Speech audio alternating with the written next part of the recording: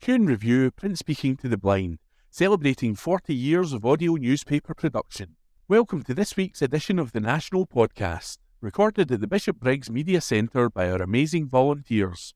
You can get in touch with us via Facebook, Twitter or Instagram using @QuenReview, that is @symbol CUEANDREVIEW.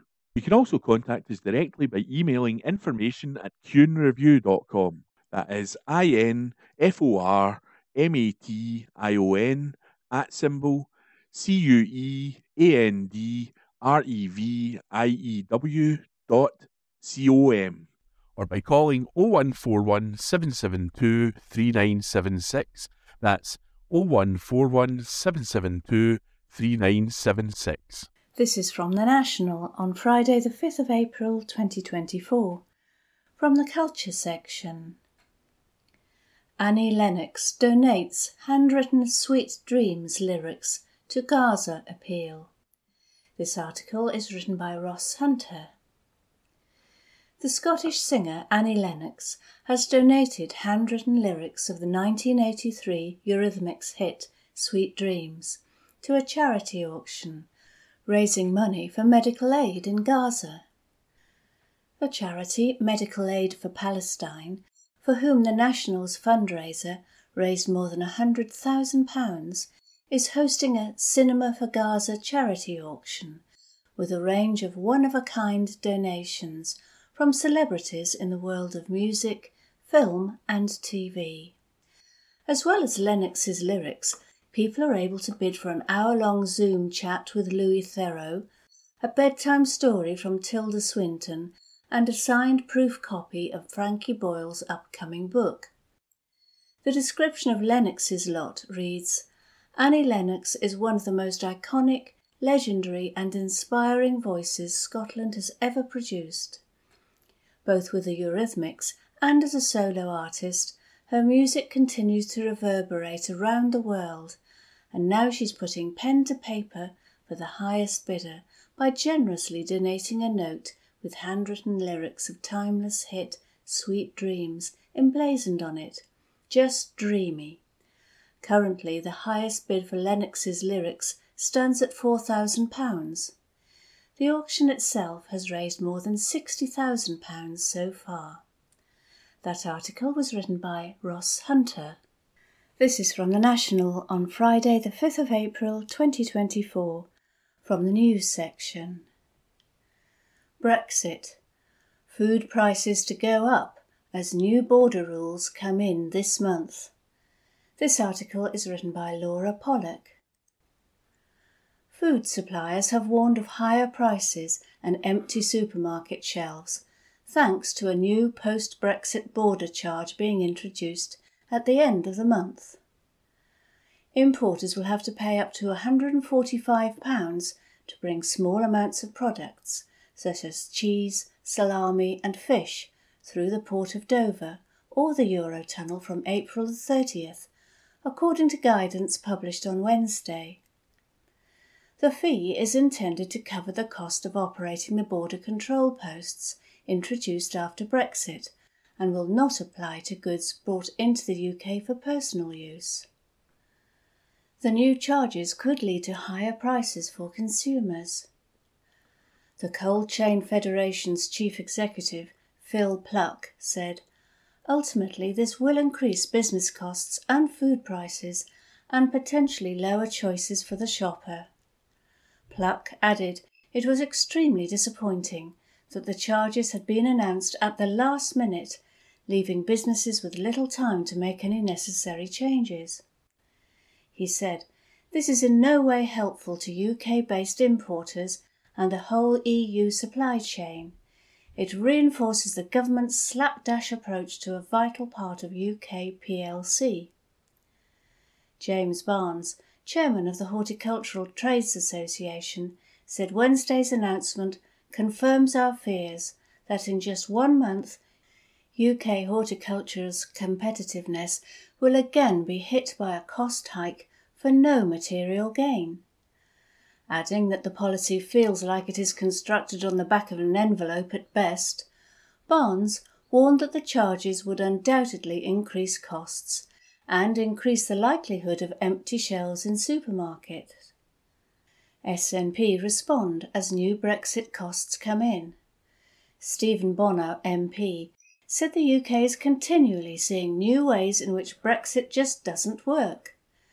Having already had to deal with soaring food inflation and a brutal Westminster-made cost of living crisis, ordinary Scottish households could see their weekly shop increase further as a result of the Brexit that was forced upon Scotland, he said.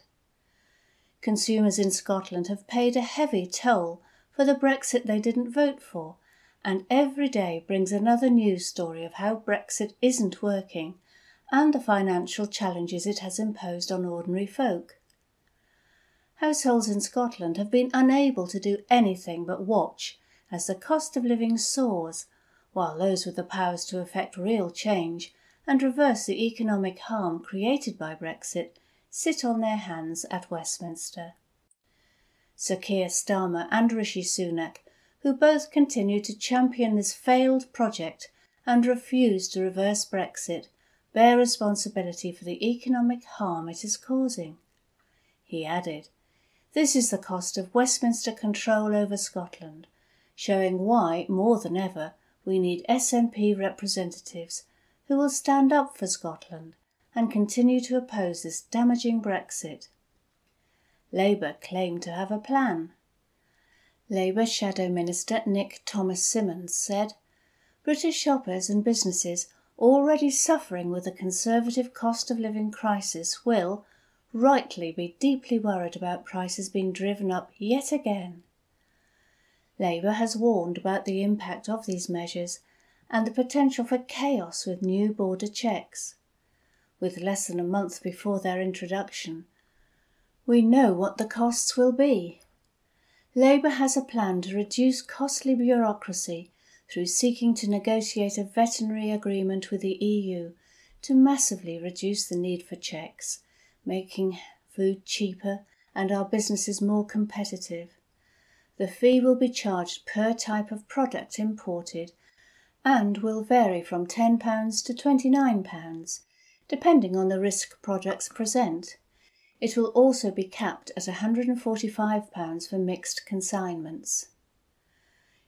UK government defends move. A UK government spokesperson said this was within and at the bottom end of the range which we consulted with industry on. They added, "The charge is designed to recover the costs of operating our world-class border facilities, where essential biosecurity checks will protect our food supply, farmers and environment against costly disease outbreaks entering the UK through the short straits." The charges follow extensive consultation with industry, and a cap has been set specifically to help smaller businesses. "We are committed to supporting businesses of all sizes and across all sectors as they adapt to new border checks and maintaining the smooth flow of imported goods." About a quarter of the UK's food imports pass through Dover and the Channel Tunnel. The introduction of post-Brexit border checks has been delayed several times over fears they could fuel inflation, but began to be introduced from the start of this year.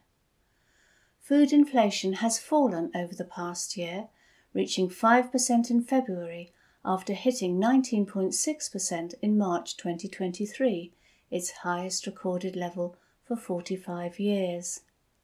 That article was written by Laura Pollock. This is from The National on Friday the 5th of April 2024, from the news section.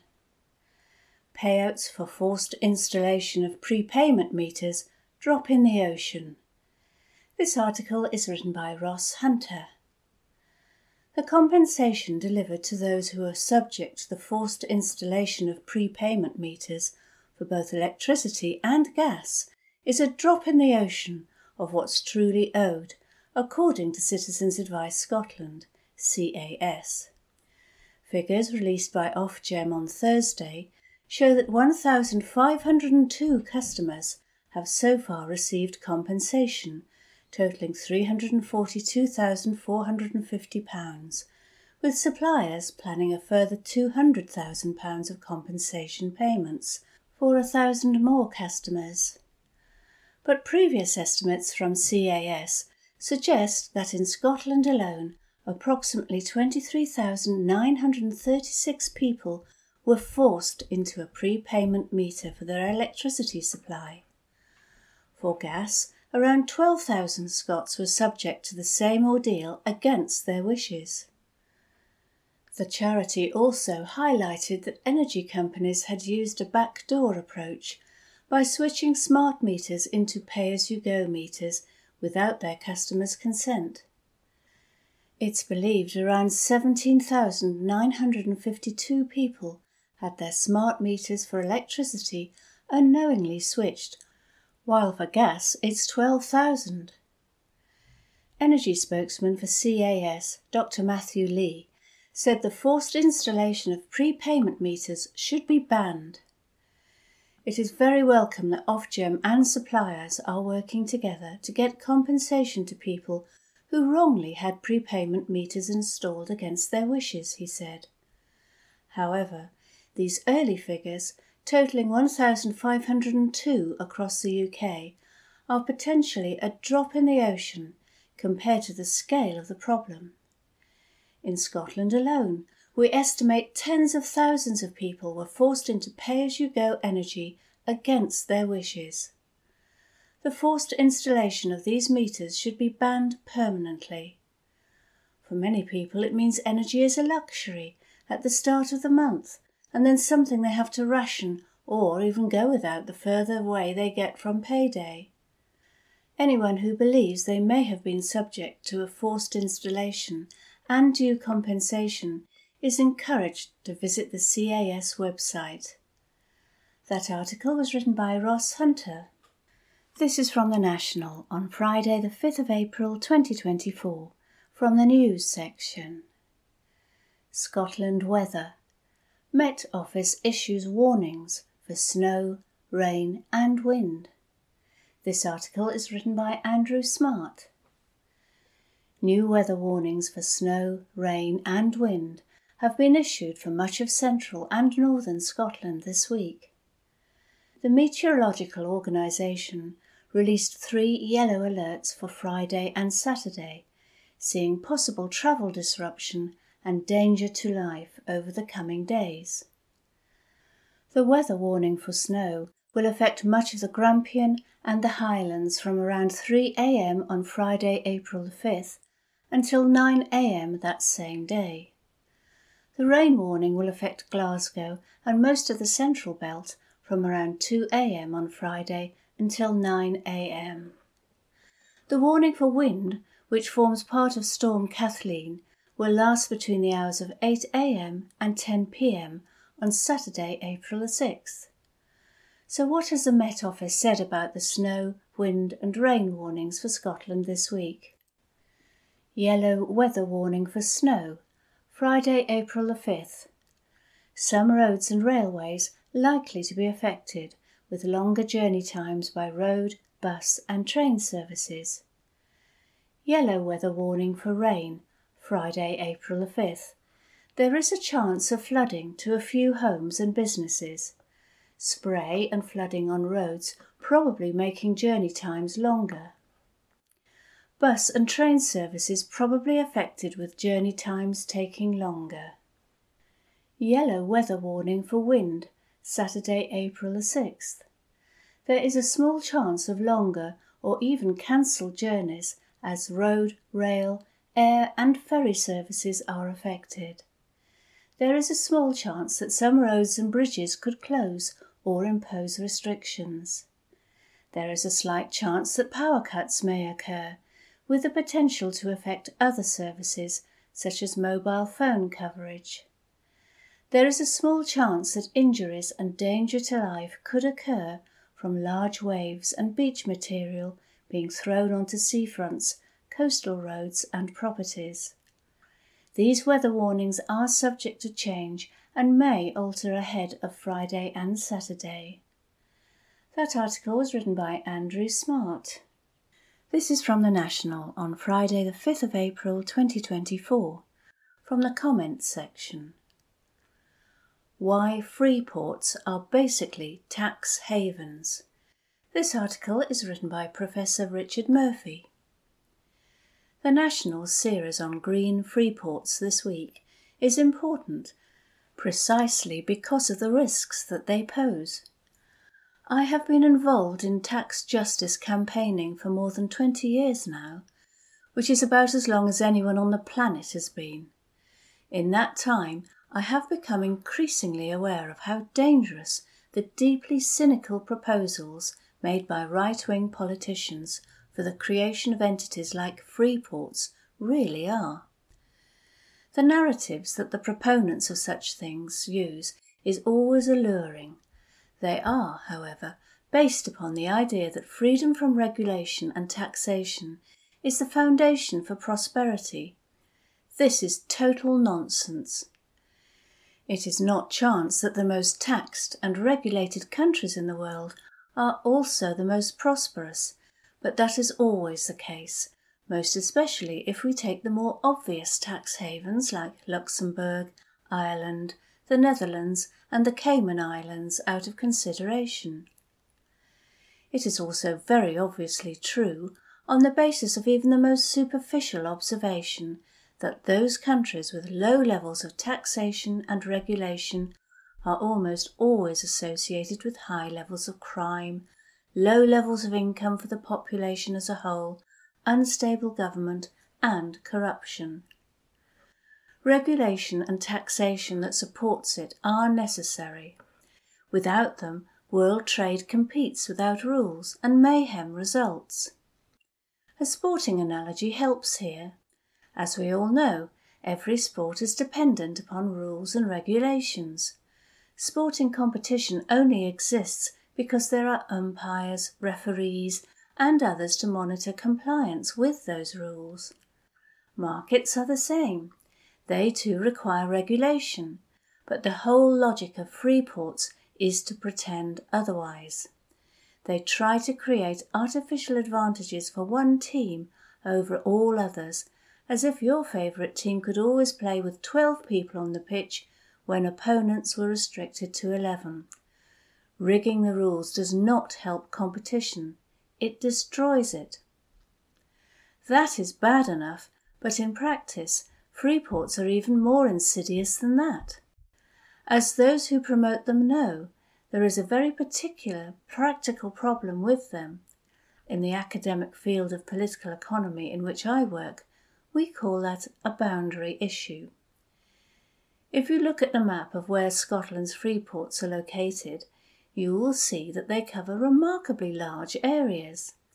You will also note that there are no natural boundaries around these territories. So, the obvious question arises, which is how do we know what happens within a free port and what happens elsewhere? When what happens in a free port is favoured, with the rules heavily biased in their favour, this question matters.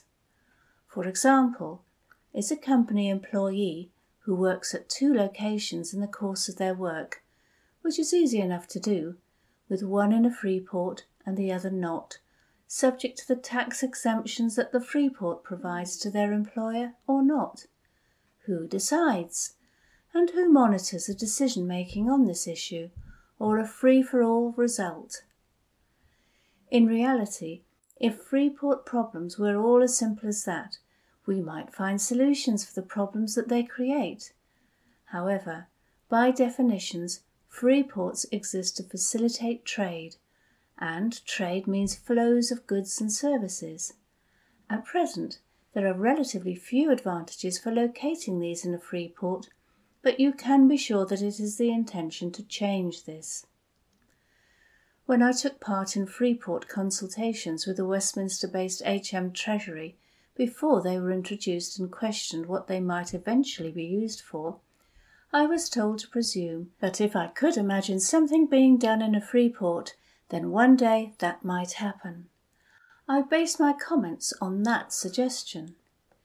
In that case, politicians desperate for growth at any price will, almost inevitably, succumb to the voices in their ears, whispered by highly paid lobbyists, to eventually allow concessions relating to trade, tariffs, VAT and other issues within free ports.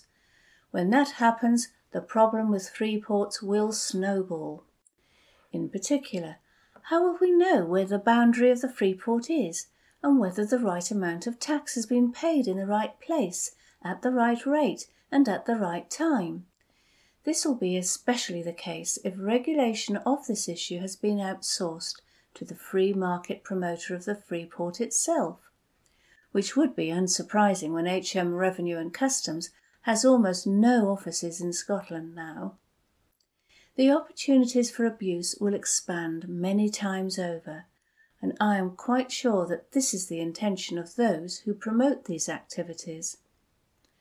Free ports exist to create borders where none naturally exist, based on the certain knowledge of their promoters that borders always create an opportunity for tax and regulatory abuse. I am hardly being radical when saying so. The centuries-old history of smuggling, customs abuse, and much else confirms what I am saying. The result is that free ports can result in the creation of what can be best described as a criminogenic environment, that is, a place where the effective operation of law might be suspended because no one has the willingness or capacity to enforce what regulation there is. In that sense, free ports are exactly like tax havens, as evidence from Europe confirms. Forget the greenwash and forget the supposed hype about job creation in that case, not least because free ports only relocate jobs at best. Free ports are about giving employers and companies a free ride at cost to the people of Scotland.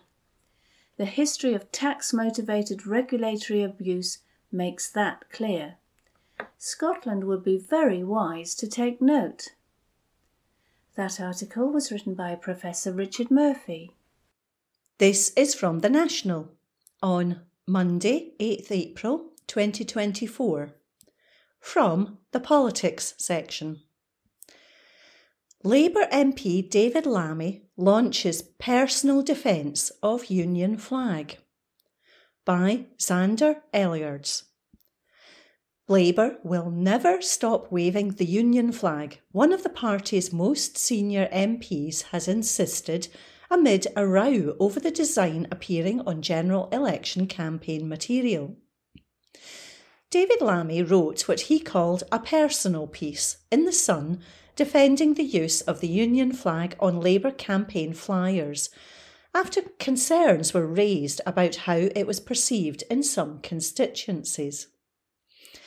In late March, The Guardian reported that Labour leader Keir Starmer was facing discontent from Labour MPs over the use of the flag, amid fears it could alienate minority voters and those in university towns.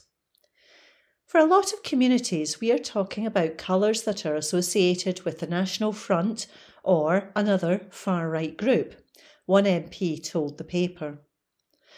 Another added, "You don't need to prove your patriotism by wrapping yourself in the Union Jack." Labour have also added the Union flag to their membership cards, in a move which was praised by the far-right leader of Britain First.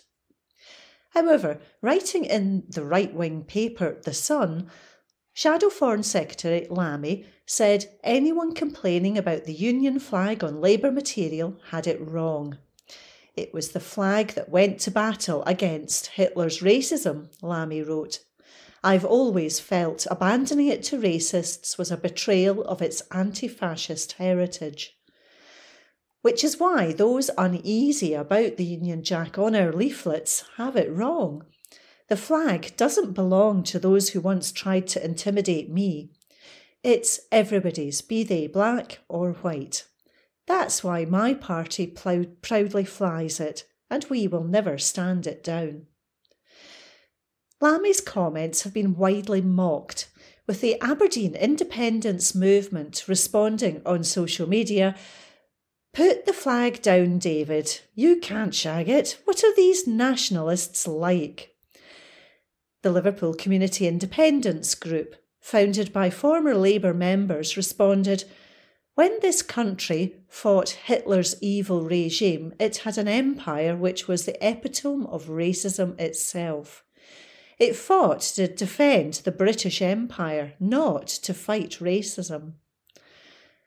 Previously, Starmer infuriated Labour activists by writing in The Sun, despite having told a crowd in Liverpool that he wouldn't talk to that paper, which has never been forgiven in that city for its coverage of the Hillsborough disaster.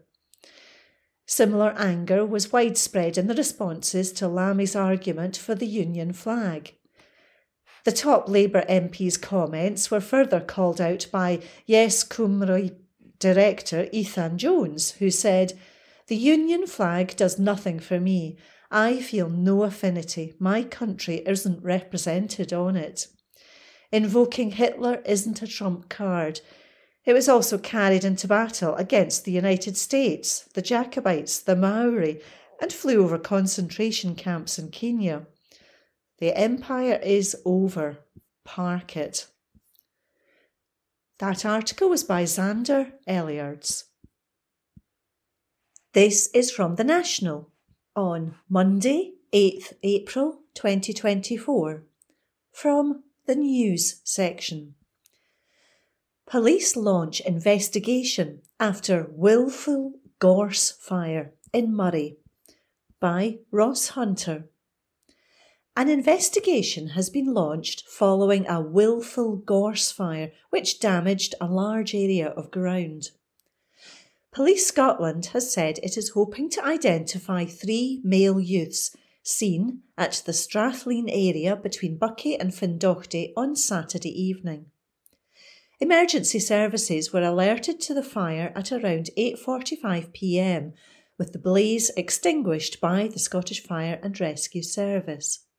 There were no injuries, but police said a large area of land was damaged. Police are looking to identify a teenage boy around the age of 15 who is described as having long curly red hair, of slim build and wearing a blue jacket. The second is believed to be older than the first and is described as tall, wearing a jacket with a blue tick. The third boy is believed to be smaller than the other two and was carrying a man bag, police said. Police Constable Christopher McKinnon said, "We are carrying out inquiries and the fire is being treated as willful. Fortunately, no one was injured. However, a large area of ground has been damaged. As part of our investigation, we're trying to identify 3 male youths seen in the area around this time. The first is described as around 15 years old, long curly red hair, slim build, wearing a blue jacket.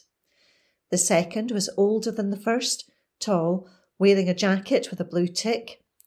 The third was smaller than the others and carrying a man bag. We're also asking anyone in the area with private CCTV to check it and get in touch if there's anything that could assist with our inquiries.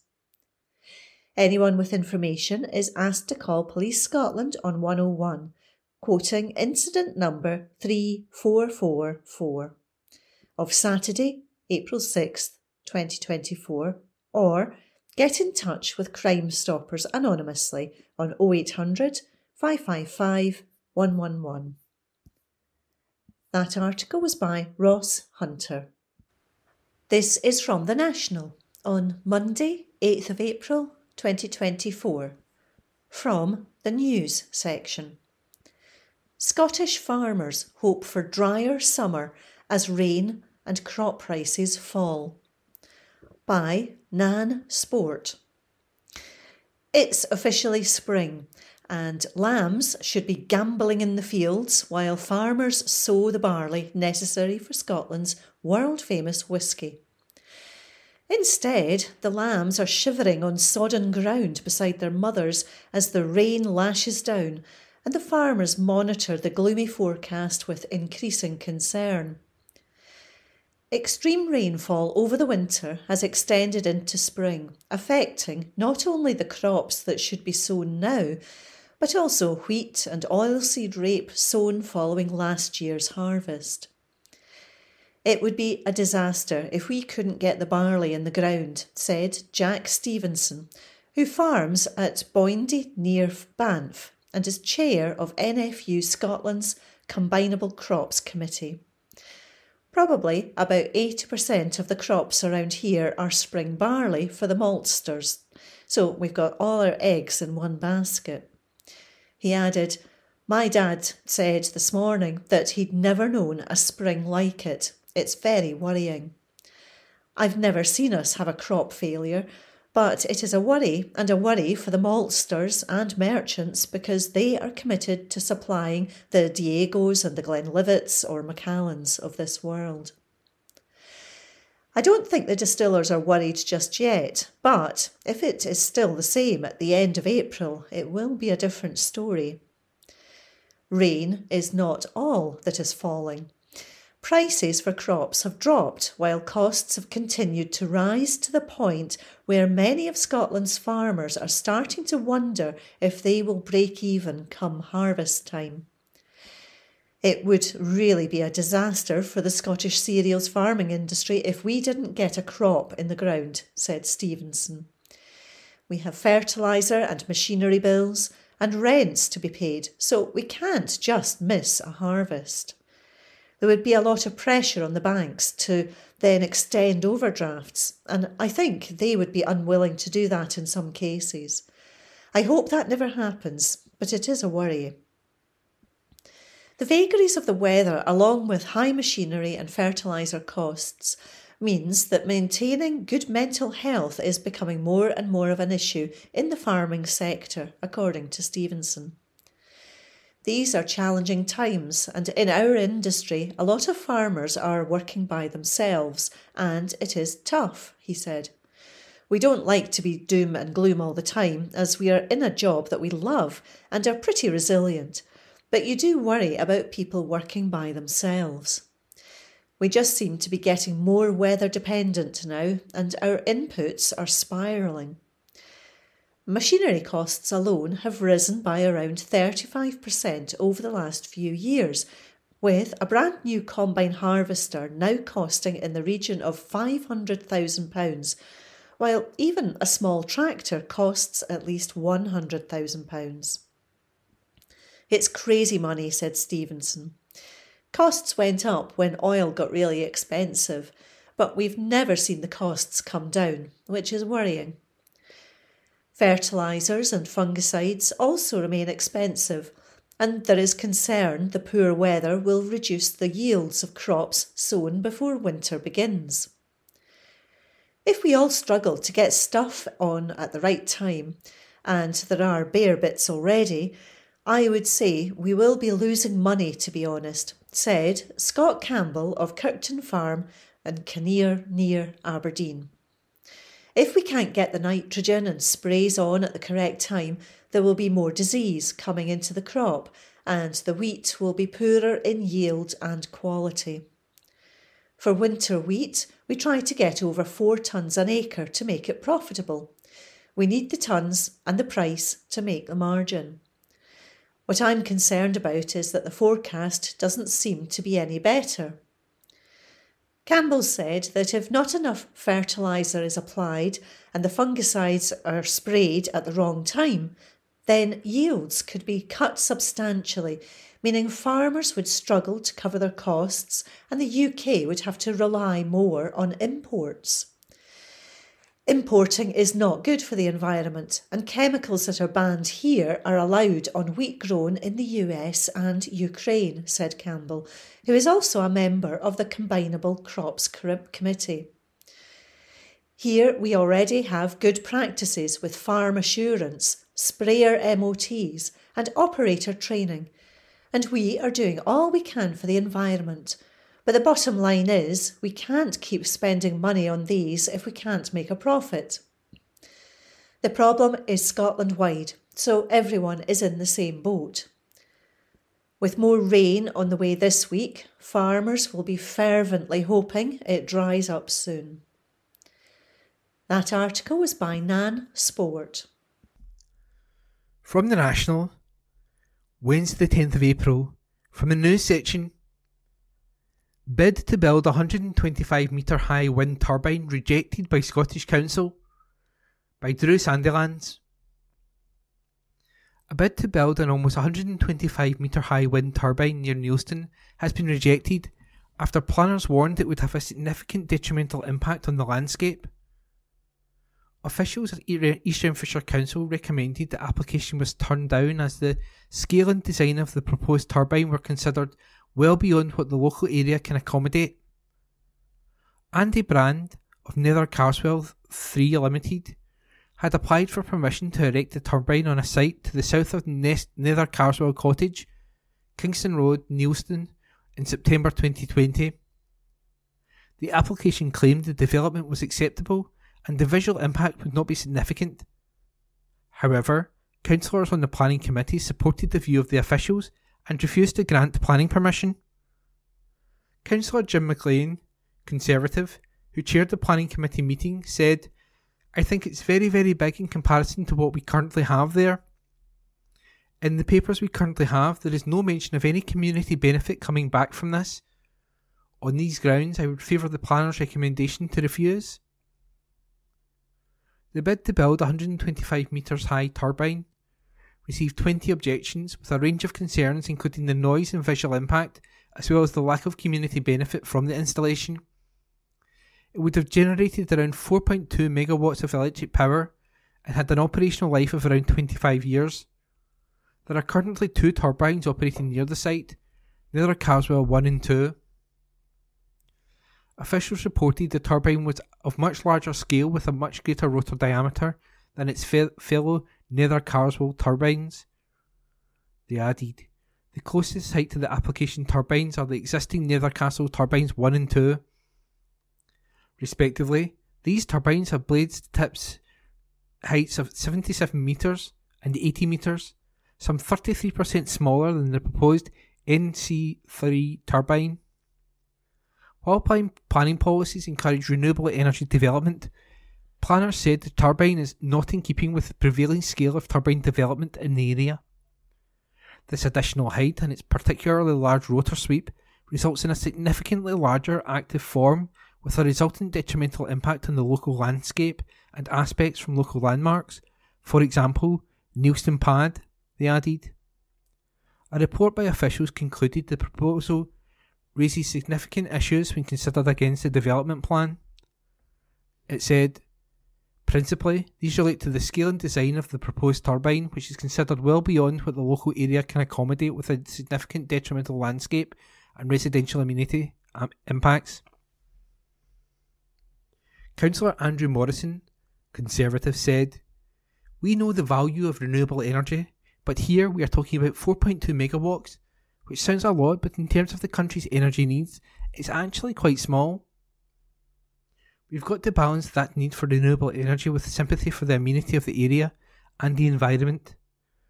Planners said a decision on the application had been delayed from 2020 due to the ongoing consideration of a complaint regarding turbine noise from a local resident and the lack of a consultation response from Prestwick Airport. And the article was written by Drew Sandilands. From the National, Wednesday the 10th of April, from the news section, 5 people arrested as red paint sprayed over Ministry of Defence, report by Gregor Young. Pro-Palestine protesters have sprayed red paint over the Ministry of Defence headquarters in London. The groups Youth Demand and Palestine Action jointly carried out the action on Wednesday, demanding that both the Conservative and Labour parties commit to imposing a two-way arms embargo on Israel. The activists also demand an end to all future licensing for the exploration, development and production of fossil fuels in the UK, including revoking oil and gas licences issued since 2021. It comes after Foreign Secretary David Cameron said the UK won't end arms sales to Israel, despite grave concerns. In a video posted to X, formerly Twitter, several demonstrators can be seen spraying the red paint over the walls of the building before displaying a banner reading "Youth Demand an End to Genocide." In a post to the Metropolitan Police official X account, The force said 5 people had been arrested on suspicion of criminal damage and are in custody. They wrote, "We will never tolerate people causing criminal damage to buildings under the guise of protest." In a statement, Youth Demand said, "Young people will not accept the future those in charge have in store for us. We will not die quietly whilst our leaders commit us to a future of suffering and mass death. Young people are coming together to fight back." On Monday, the group sprayed Labour's headquarters with red paint and on Tuesday held a demonstration outside Labour leader Sir Keir Starmer's home. And that was an article written by Gregor Young.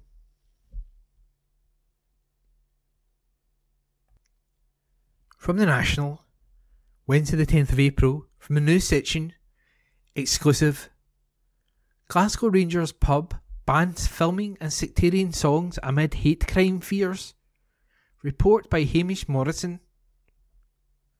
A famous Glasgow Rangers pub has launched a crackdown on bigoted singing and banned customers from filming on the premises amid concerns about new hate crime laws. The Bristol bar has introduced new measures banning sectarian songs, including anti-Catholic lyrics added to Rangers' anthem Simply the Best by Tina Turner. They have also banned filming on the premises over concerns drunk patrons may get themselves into trouble with their employers or the law if they're recorded singing sectarian songs. The owner of the Duke Street pub has created leaflets to give to patrons, telling them that customers are now banned from using their phones to record anything within these premises, saying the new rules had come into effect after the Hate Crime Act went live on April the 1st. He said he feared the pub losing its licence if sectarian incidents were reported to the police, and the measures had been introduced after speaking with local licensing officers. "I just don't want anyone getting into any bother.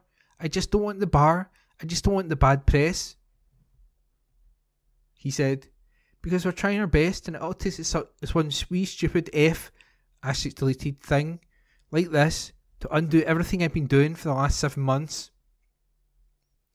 Of the pub's new filming ban, the Bristol bar's owner said a customer had lost his job as an accountant because he was recorded singing sectarian songs. The leaflets also notify customers that the Bristol bar operates a zero-tolerance policy on sectarian songs, song add-ons or offensive singing. Add-ons refer to the lyrics added into popular songs sung by football fans. Some Ranger fans add the lyrics F*** the Pope and the IRA to Tina Turner's Simply the Best. The Bristol bar's owner said the pub's new rules meant that if customers added in those lyrics while the song played, it would be turned off and customers would be reminded of the rules. "The customers are all great with it, they're all buying into it," he said. The leaflets were produced for Saturday's Flag Day, where the pub and its surrounds are decked in Rangers flags from around the world, with customers flying in from far-flung places like Chicago and Australia before the following day's Old Firm match. The pub's owner said he was concerned they would be unfamiliar with new hate crime laws in Scotland. The Hate Crime Act, which came into force on April the 1st, creates a new criminal offence of stirring up hatred on religious grounds. Former Rangers player Ali McCoy sparked controversy before the Old Firm when he said he could guarantee he and other supporters would be committing hate crimes on the terraces of Ibrox when the team played against Celtic. And that article was written by Hamish Morrison. From the National, Wednesday the 10th of April, from the news section. Scottish Labour MP hopeful Wilma Brown suspended from party. Report by Steph Braun. Scottish Labour general election candidate Wilma Brown has been suspended from the party after she shared dozens of offensive tweets on social media. The Cowdenbeath and Kirkcaldy candidate was found to have liked and reposted a swathe of racist, Islamophobic and transphobic posts on Twitter/X on Tuesday. These included posts claiming the Scottish Government aid to Gaza was going to Hamas, and messages that featured the debunked viral claim that Humza Yousaf had said there are too many white people in Scotland. Last month, Brown also liked a racist post telling an Indian man who was expressing his love for England and its flag, "You will never be an Englishman, and it is not your flag." Brown has additionally been found to have liked posts claiming trans broadcaster India Willoughby incited trans activists to harass TV judge Robert Rinder, as well as tweets suggesting J.K. Rowling had slain the trans movement. Elsewhere, she had shared posts calling for the abolition of the Scottish Parliament or for it to be placed under special measures by the British government. Shortly after the National exposed her behaviour in social media, Brown deleted her Twitter account. The party has now opted to suspend her pending the outcome of any investigation, it is understood. A private Twitter/X account for her local campaign also appears to have vanished in the last few hours. A Labour Party spokesperson says, "The Labour Party takes all complaints seriously. They are fully investigated in line with our rules and procedures, and any appropriate action is taken." The tweets shared and liked by Brown have been branded deeply offensive by the SNP's Keith Brown, who has called for Labour leader Keir Starmer to explain how she was allowed to become a candidate. Green MSP Maggie Chapman said, "While it is right Brown has been suspended, the revelations bring Labour's whole selection process into question." She said, "It's shocking that Labour put up someone with such openly ignorant, bigoted and racist views to represent the people of Scotland. It's right that Wilma Brown has now been suspended, but if she managed to get selected, we'll obviously have to question the competence of Labour's whole selection process. How can anyone trust a process that tried to place these beliefs into a position of such prominence and power?" The National has approached Brown directly, but she has not provided any comment. And that article was written by Steph Braun and read by me, Ian McKenna. From the National, Wednesday the 10th of April, from the comment section. Big changes are coming for the EU's single market. An opinion piece by Alan Smith. An independent Scotland's membership of the EU will put rocket boosters on our economy instead of being hamstrung by the UK's stagnating decline. I recognise that I am likely preaching to the choir here, but as I've outlined in a few of my previous articles, there is no serious debate in the independence movement around where Scotland's best future lies. Other options are substandard and would be against our best interests. Fundamental to this is membership of the EU's single market, arguably its biggest asset and one which we benefited from membership of for nearly 3 decades. Yet the single market we will look to join will be different to the one we've left. Ahead of a special European Council taking place on April the 17th to 18th, EU leaders are expected to call for a deepening of the single market as well as to see tangible progress towards a capital markets union. Contrary to the skewed image portrayed by large parts of the UK media, the EU is not a stagnant institution, but one which continuously looks to improve itself and develop an environment beneficial to its citizens. The single market was established on November the 1st, 1993. With its establishment, EU member states created an area without any internal borders or other regulatory obstacles for the 4 freedoms of people, goods, services and capital. Today, from Riga in the Baltics to Valletta in the Mediterranean and Dublin in Ireland, euros and people flow seamlessly where once there were numerous bureaucratic obstacles, as the UK now experiences on a daily basis with the EU. The single market is the engine which drives the largest economy in the world and its largest trading bloc. A lot has changed in those 30 years. The digital age ushered the internet into all our homes and phones. Climate change is reshaping our environment and causing severe disruption for communities across our planet. The EU itself has changed, enlarging from 12 members in 1993 to 27 today, with other states such as Ukraine, Georgia and Albania all looking to exceed. The world is ever changing and the EU recognises that it must continually adapt if it is to succeed in a more unstable geopolitical landscape. The Commission's website outlines some of the barriers within the single market it is looking to eliminate over time, such as how to facilitate a more seamless flow of energy, capital and goods, regulatory harmonisation, as well as simplification of rules on the recognition of vocational qualifications. How these challenges may be addressed could depend upon upcoming reports from 2 former Italian Prime Ministers. Enrico Letter's report on the future of the single market and former European Central Bank President Mario Draghi's report on the future of European competitiveness are likely points of conversation at the Special European Council.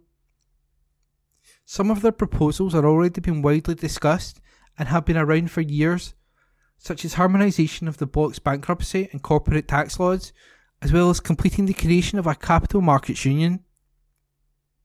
A new European competitiveness deal would look to deepen the single market by removing barriers, ensuring more effective enforcement of existing rules, empowering smaller companies, increasing investment in digital infrastructure and use of artificial intelligence, and developing a more supportive environment for research and commercial innovation.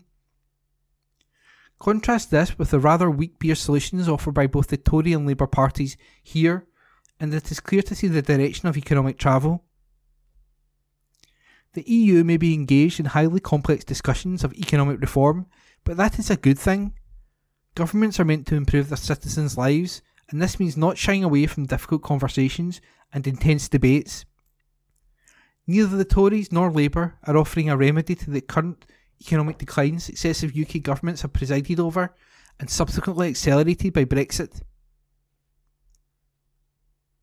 Indeed, the Labour Party seem intent on doubling down on Tory failures by refusing to consider rejoining either the single market or the customs union, both policies which, at a stroke, would do wonders for your income, the businesses that operate on our shores as well as the public purse.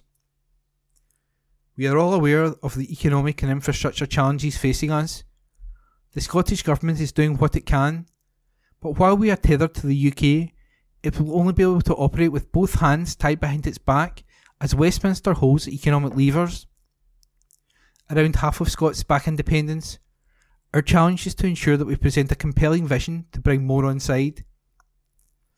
As we look enviously across the sea to our European neighbours, who get on with the serious business of governing Europe's citizens, we can see the opportunities that independence will bring to the people of Scotland. Let's make sure that those who are undecided are aware that there is an alternative to the stagnating Westminster status quo: independence in Europe. And that was a comment piece by Alan Smith. From the National, Wednesday the 10th of April, from the comment section: France shows vicious circle that Labour NHS plans will start. By Asa Samaki Roman, columnist. I have always been intrigued by the strong attachment the British have to the NHS.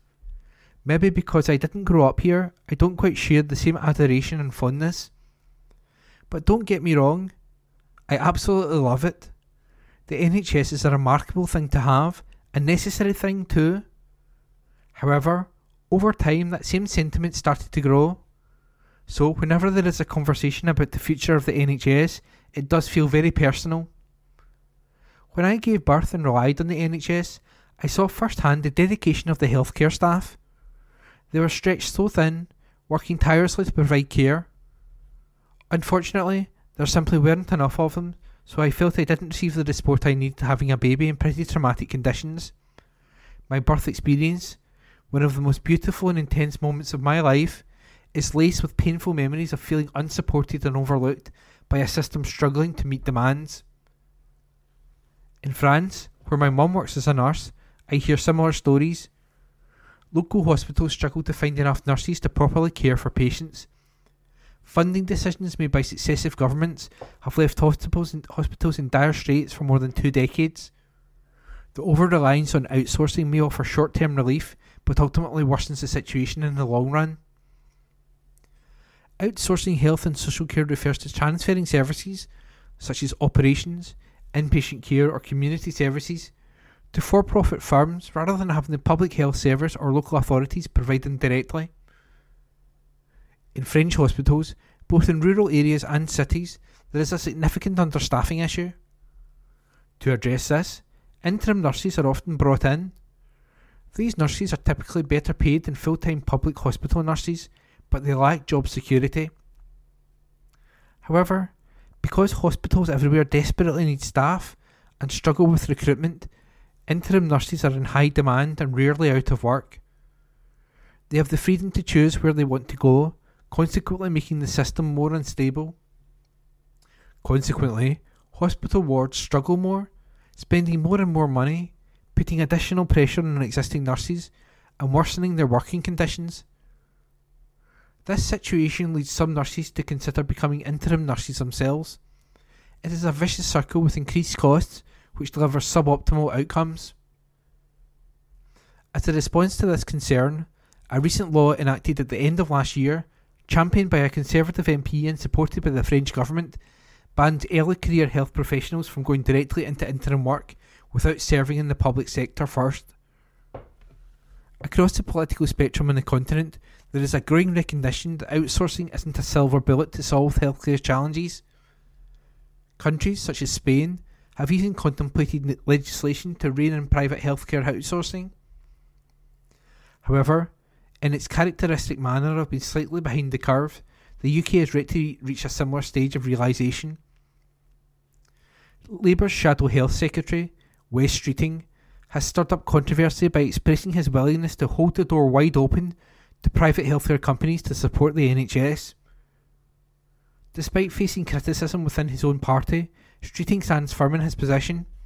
He is unswayed by criticism from what he views as middle-class lefties who oppose the idea of using the private sector to alleviate waiting lists.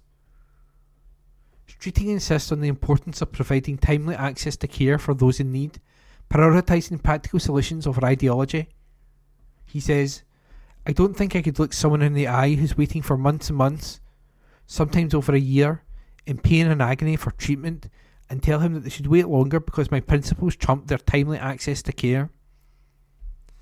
It's difficult to disagree with that. We cannot and should not accept a system where individuals are forced to endure pain or delay necessary treatments due to delays and ever-expanding waiting lists. The yearly Audit Scotland report in Scotland's Health Service showed that the NHS was dealing with rising costs, patients had to wait longer to see doctors, and there weren't enough staff available. In parallel, private hospital admissions in Scotland are escalating rapidly, fueled by a surge in people opting for privately funded treatments. Last year, approximately 1 in every 486 Scots underwent a self-funded or insurance-funded procedure in a private hospital, compared to 1 in every 275 in England. It is no surprise that finding a solution is urgent, but it is important to realise that outsourcing isn't a new solution, and we already know it's not a long-term fix. As governments deal with financial strains and an ageing population, there is a growing trend of outsourcing healthcare to private companies. This is because nobody is too keen on raising taxes to fund healthcare, and the perception that governments cannot afford to invest more in the system. Consequently, outsourcing is seen as a way to cut costs while theoretically maintaining the quality of care. However, in reality, outsourcing often doesn't work as well as hoped. According to Benjamin Goodare and Aaron Reeves from the University of Oxford, studies typically find that increases in for-profit outsourcing correspond with increases in mortality rates from treatable causes. In fact, despite the hopes for privatisation as a route to discover efficiency gains, it turns out that outsourcing is actually damaging for population health.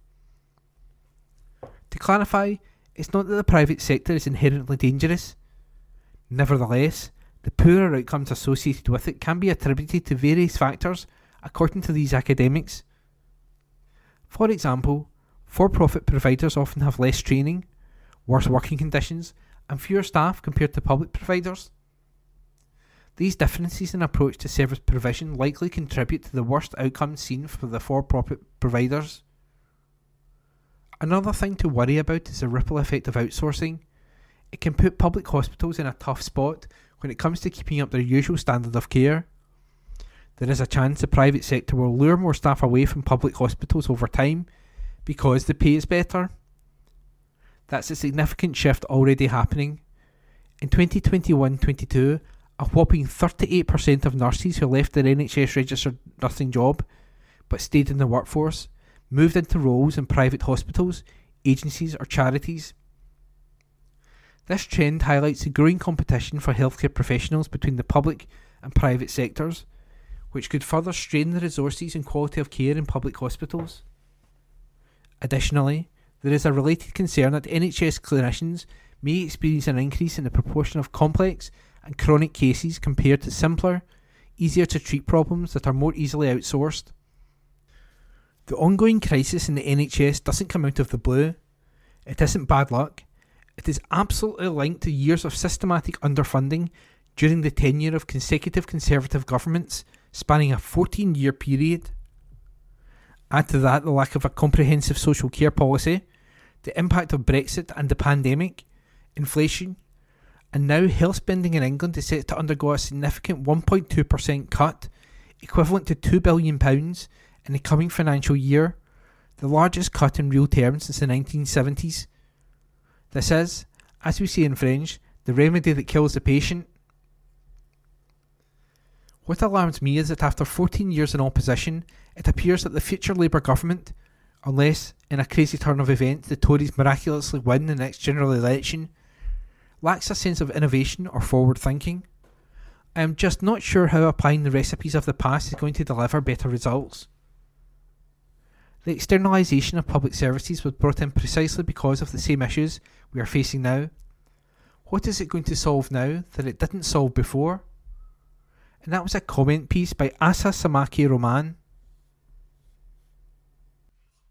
From the National, Wednesday the 10th of April, from the comment section. LGBTQ plus people like me need your support now more than ever. By columnist Caitlin Logan. Hopelessness is, I believe, the most dangerous emotion because it gives us permission to stop trying and it places all the cards in the hands of those who seek to quell our thirst for progress. On the edge of this perilous place is where I found myself walking while the weight of anti-LGBTQ plus rhetoric and its growing influence presses down on me. When your working life involves, as mine does, a mixture of campaigning for social and political change and writing about your opinions on various injustices, a strange sort of distance develops between your emotional self and the issues you confront each day. This is necessary both for self-preservation and for any cause you are committed to, because there are times when to truly look at the despair of the situation in the eye would be to give in to it and give up altogether. But this wall of protection can only withstand so much for so long. I am a queer woman, a lesbian, a supporter of trans people, and the past few years have been exhausting. Every other week, it seems there is another onslaught that leaves me feeling that the low point must, by now, have been reached. Yet, somehow, it keeps getting worse. If the hostility towards trans people and the LGBTQ plus people more generally, which has defined the most favoured reactions to the new hate crime legislation over the past couple of weeks, is any indication of where we are as a country, it is a sad day indeed. I do not for a minute believe that the majority in Scotland are represented by those who attended a rally in Edinburgh, organised by extreme anti-trans activist Kelly J. Keane-Minshall, or who protested outside the Scottish Parliament alongside the likes of the Christian Right Scottish Family Party, or in front of the third-party hate crime reporting sites like Glasgow's queer sex shop Luke and Jack. However, the level of attention and credence afforded to these individuals across the Scottish media and by elected representatives is alarming.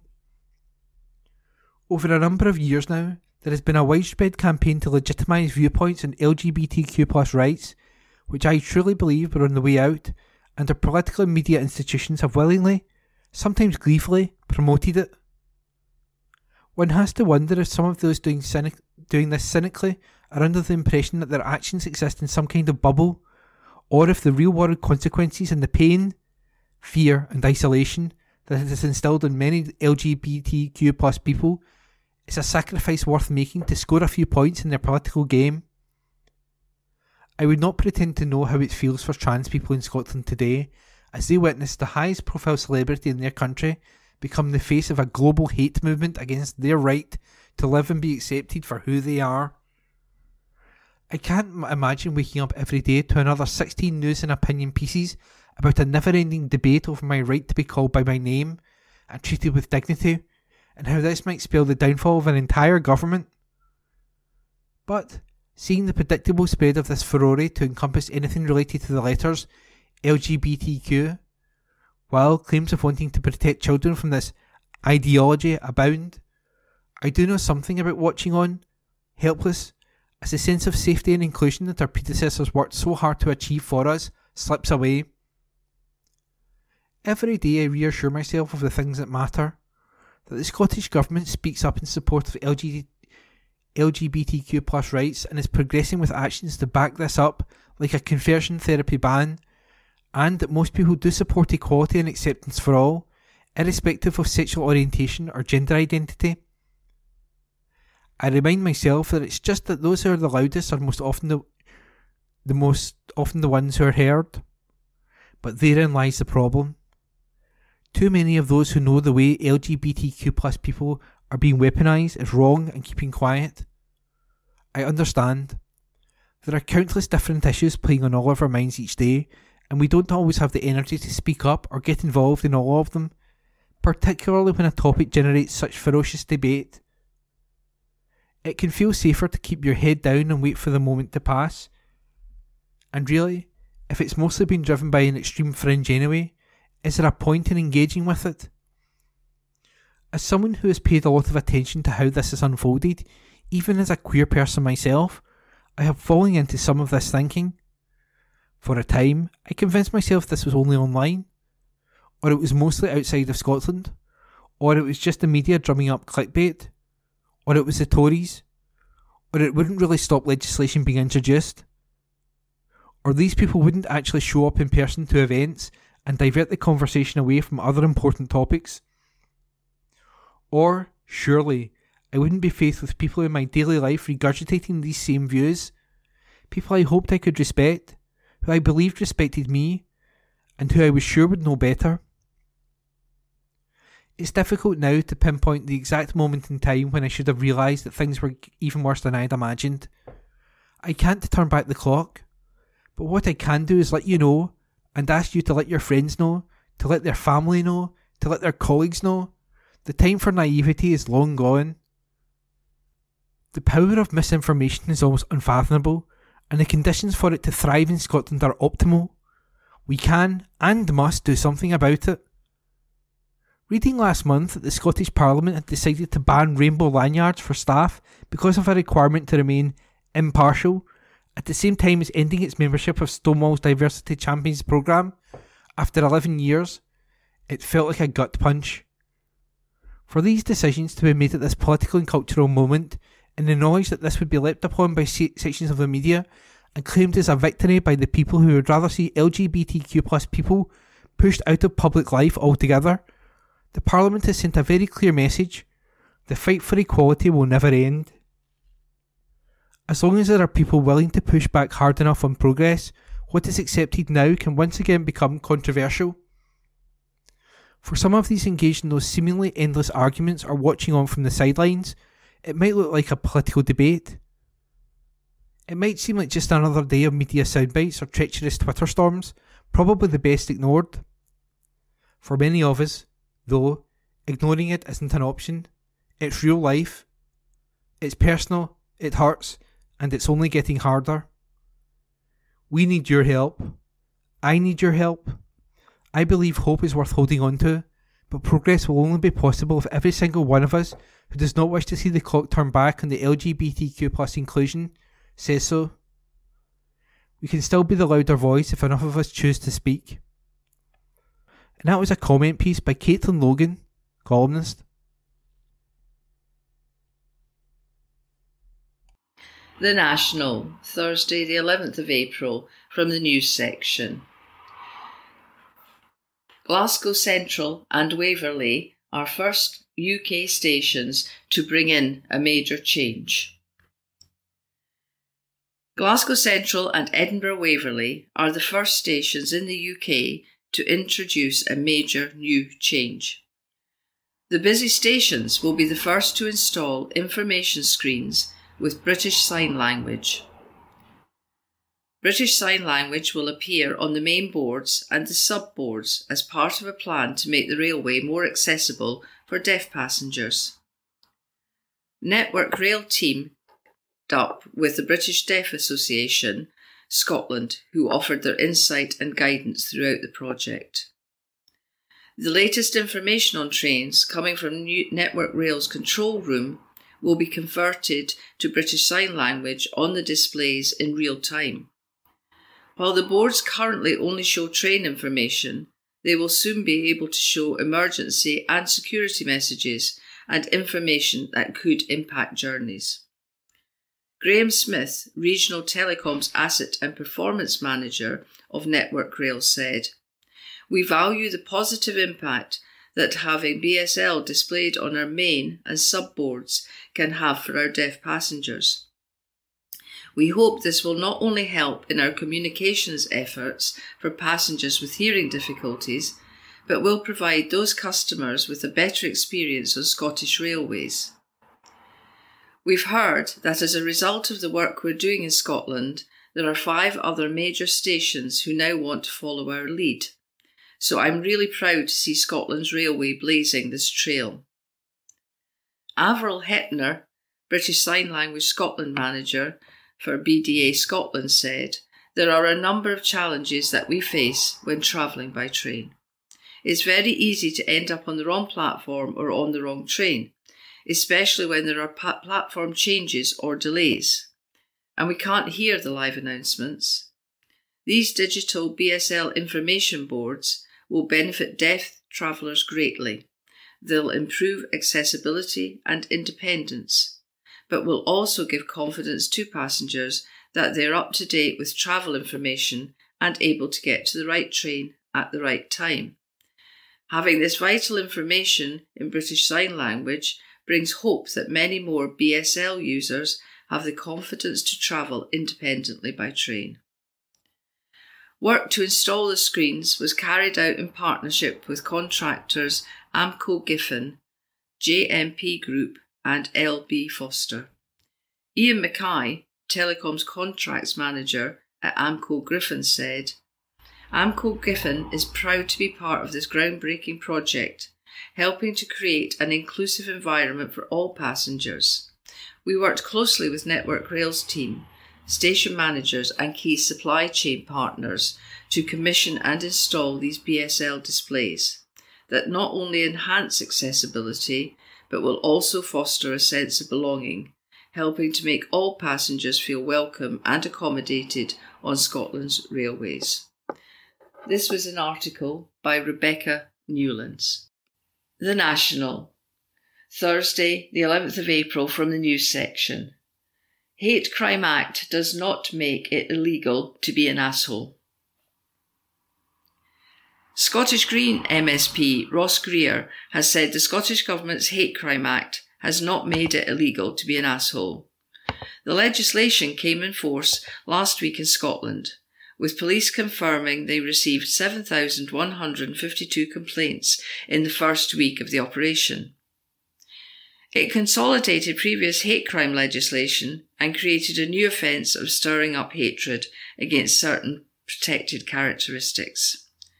Many have taken to social media to criticise the bill, including Harry Potter author J.K. Rowling, who made a number of posts on the first day the law was in force, misgendering a number of trans people. She said she was looking forward to being arrested, although police did not take any action against the writer.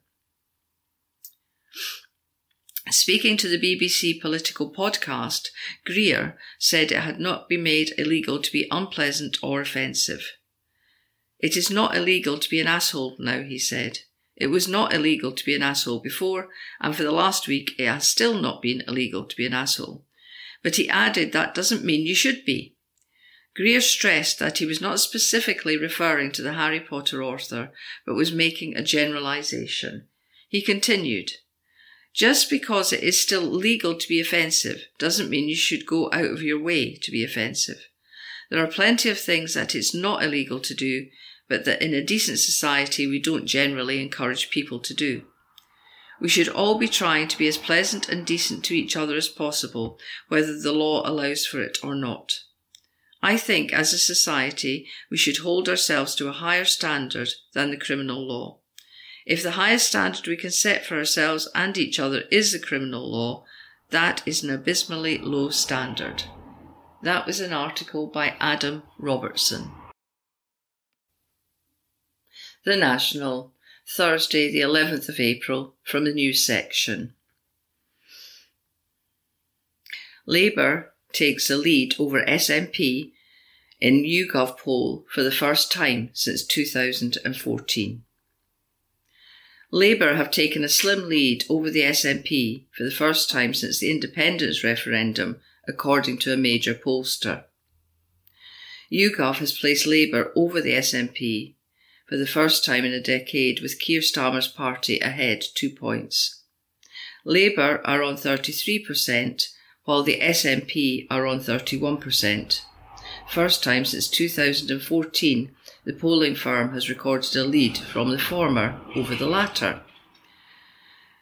The Tory vote has also slumped in Scotland, falling 6 points since October to 14%, with Reform support growing from 2% to 7%. Elsewhere, the Lib Dems are on 7%, up 2 points since October, and the Green vote remains steady on 5%.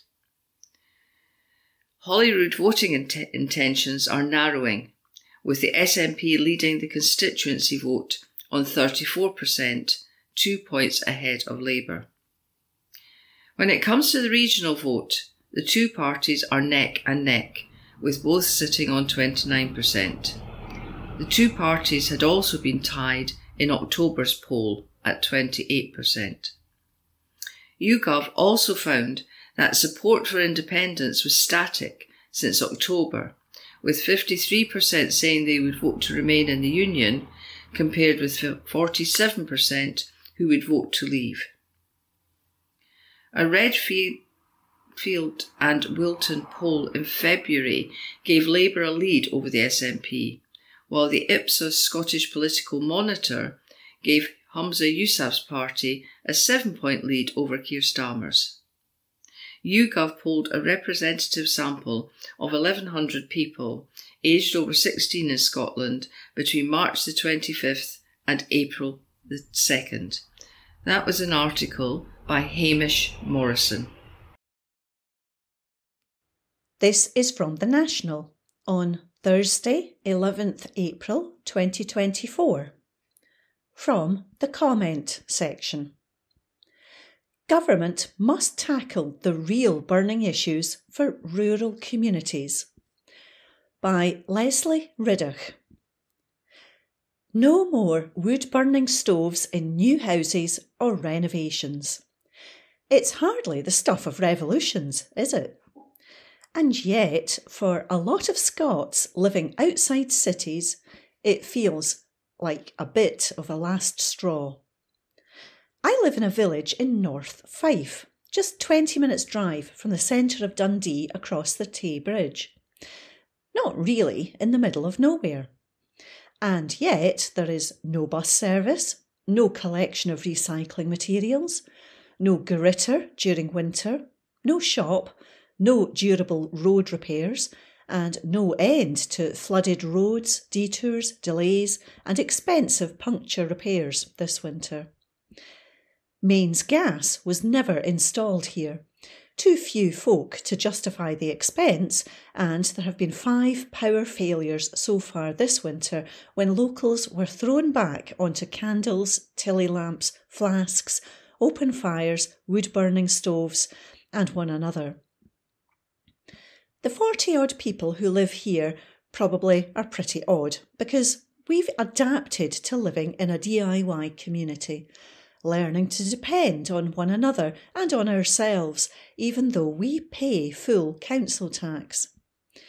Now, I'm not trying to suggest this village is some off-grid, back-to-the-nature alternative community, though plenty exist on the west coast of Scotland. Au contraire, this village is 5 minutes off the main A92 through Fife. And that's the point. You don't need to live far from the madding crowd to be out in the sticks as far as service provision is concerned.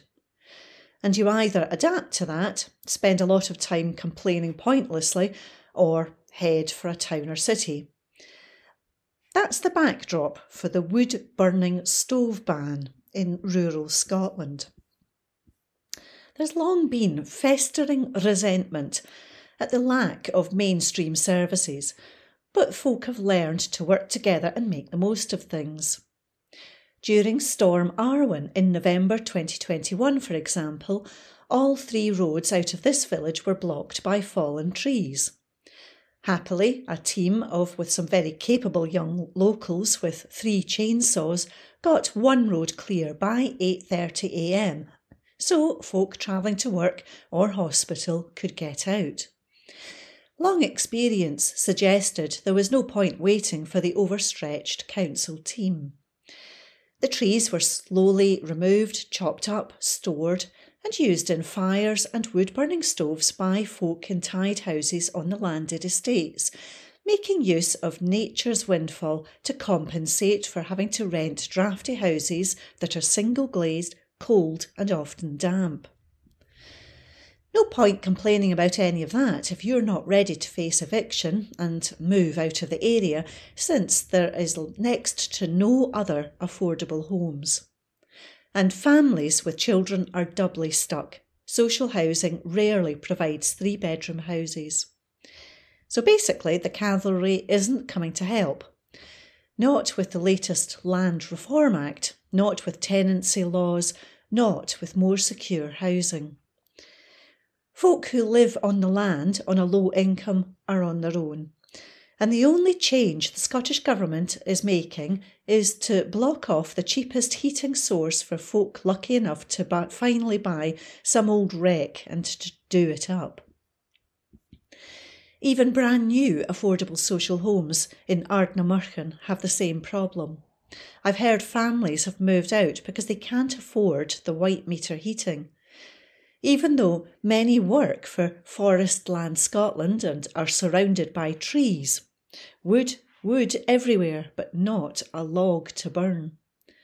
And it's this firm belief that regulations in Scotland are devised for cities, then imposed on the country, that makes stove such an unexpectedly vexed issue.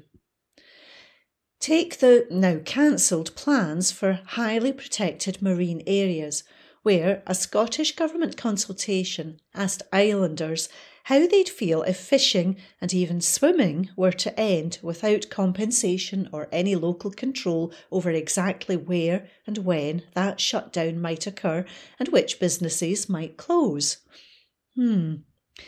Was anyone going to purr with anticipation over a proposal like that?